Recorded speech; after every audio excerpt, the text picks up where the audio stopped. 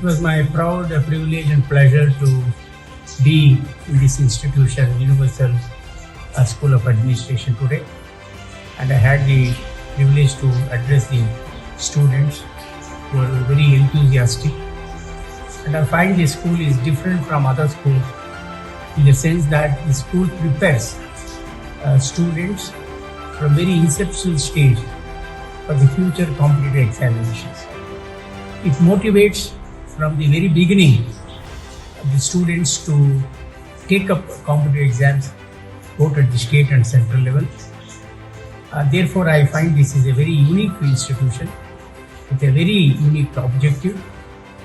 With the result that there is a small feeling that rural students cannot compete the competitive exams and they will not be successful.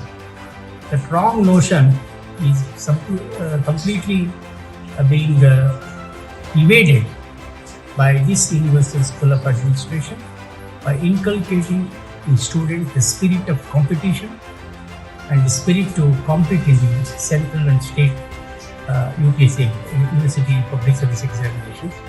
So I congratulate Upendra Shetty, whom I always admire his organizing skills, administrative capabilities, and multifaceted personality for taking up this unique object in this organization.